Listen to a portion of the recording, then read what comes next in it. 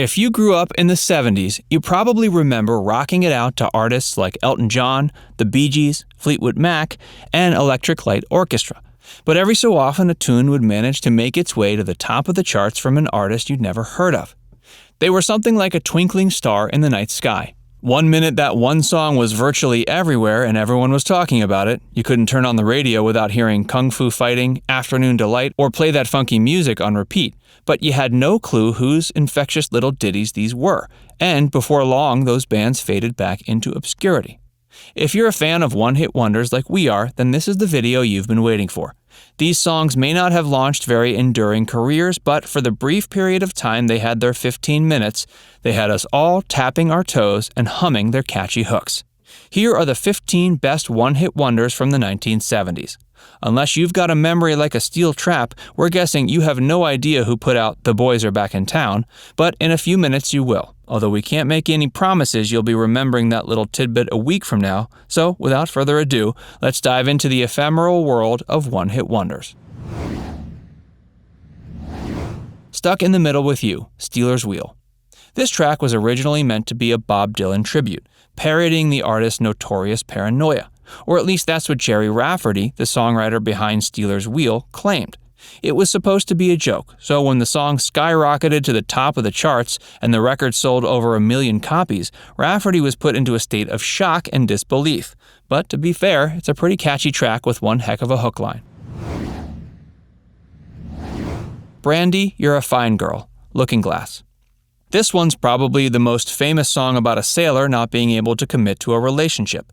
Although despite rumors going around at the day, the lyrics weren't referencing any real-life romance. There's an old fable that claims there's a grave somewhere in New Jersey etched with the name Mary Ellis, who was supposedly an unfortunate damsel who waited all her life waiting for her beloved sailor lover to come back into her arms after years at sea. But Elliot Lurie, the songwriter for Looking Glass, admitted that the whole tale was a bunch of malarkey. He had made it all up, and the Brandy in question was based upon his high school sweetheart, Randy. He had changed the name to invoke a better sense of feminine allure. Dancing in the Moonlight, King Harvest. This one-hit wonder is an upbeat and jovial offering that draws from rather gloomy source material.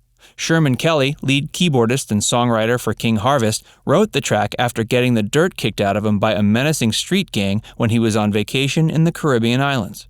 When he was hospitalized for days on end recovering from the incident, he conjured up in his mind an alternate reality where he was celebrating the joys of life in an ecstatic state of peace.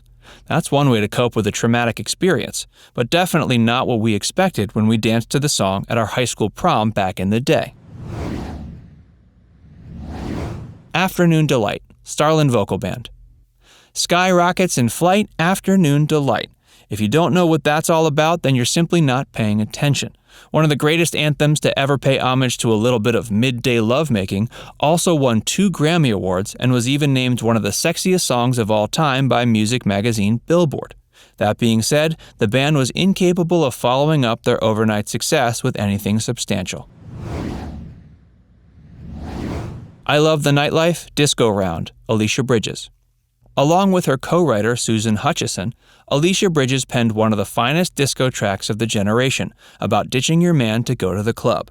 Interestingly, the two weren't really into disco when they wrote the memorable track.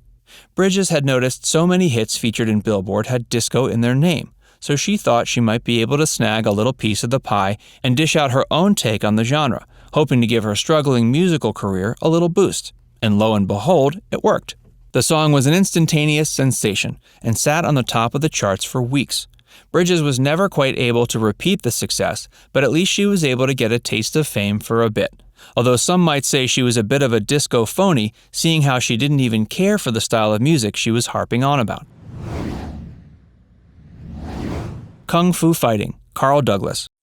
Few songs from the 70s were as fun to sing along with as Douglas's kung fu-inspired one-hit wonder. The lyrical content wasn't exactly anything to write home about, but who can forget how those kicks were fast as lightning? And yeah, it wasn't the most poetically substantial song of the decade, but who didn't unleash a few clunky karate chops when the jukebox started playing this earworm? The Hustle, Van McCoy and the Soul City Symphony. McCoy may have been able to follow this one-hit wonder with a suitable follow-up if it weren't for the fact that he died of a heart attack when he was just 39. Even still, his legacy is one that endures. McCoy and Company won a Grammy Award for Best Pop Instrumental Performance for this song, and it's been a staple of wedding party and roller skating rink DJ playlists ever since. The Boys Are Back in Town, Thin Lizzy. The band initially didn't even care for the classic track that Rolling Stone put on its top 500 songs of all time list. They were planning on scrapping the track or releasing it as a B-side for their Jailbreak album, but the band's manager at the time saw its potential and insisted the song be released as a single, and the rest is history. We don't mean to get too sidetracked, but if you're enjoying this video so far, make sure you hit like and subscribe to our channel. Stay tuned to see why an Eric Clapton song made its way onto our list. He's certainly not a one-hit wonder artist. Ooh Child, 5 Stairsteps. 5 Stairsteps had minor success recording in Chicago with Curtis Mayfield back in the 60s, but nothing compared to the success they found after they dropped Ooh Child. The song rose as high as number 8 on the Billboard Hot 100 in 1970 and has since been featured in Grand Theft Auto V and 2014's Marvel film Guardians of the Galaxy. The latter exposed the song to a whole new generation of listeners who were likely previously unfamiliar with the soft soul classic. Play That Funky Music, Wild Cherry. We all have that one drunk uncle who thinks they can steal the stage on karaoke night with this song. The band's name was inspired by a box of cough drops that songwriter Rob Parisi saw while at the hospital on an overnight visit. The song itself traces its origins to the show the band played, where a disgruntled audience member, unsatisfied with the band's hard rock sound, yelled, "Play some funky music, white boy." Rob knew the second he heard it, that line would make for a perfect hook for a hit song, and he was correct. As history tells us, it would also be Wild Cherry's one and only hit single. You Light Up My Life, Debbie Boone.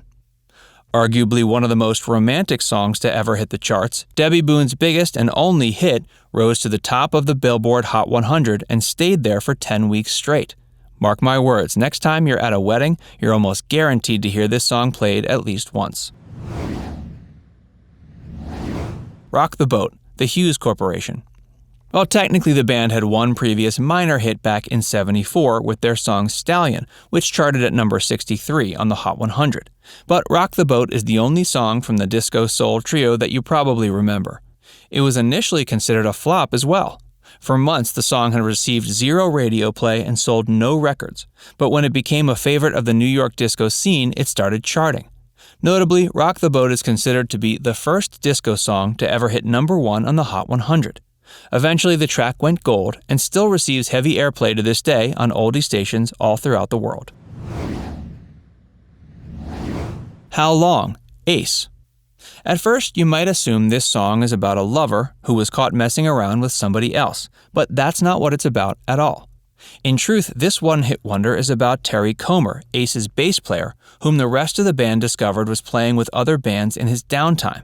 They were furious about it and wanted to know how long this had been going on. So they did what any band would have done when they felt cheated on by one of their own and wrote a song about it.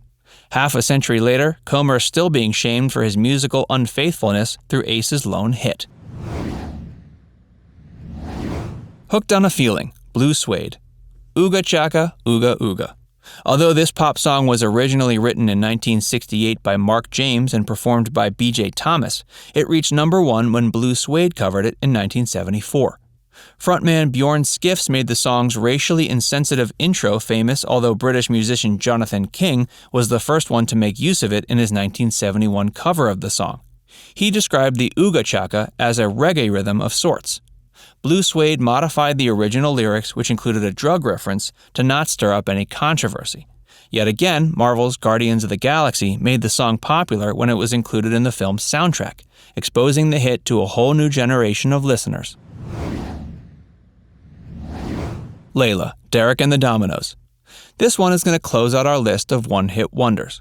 Eric Clapton certainly can't be lumped into a list of one-and-done hit artists, not by a long shot, but this love ballad about George Harrison's wife, Pattie Boyd, was the only hit song from Clapton's supergroup.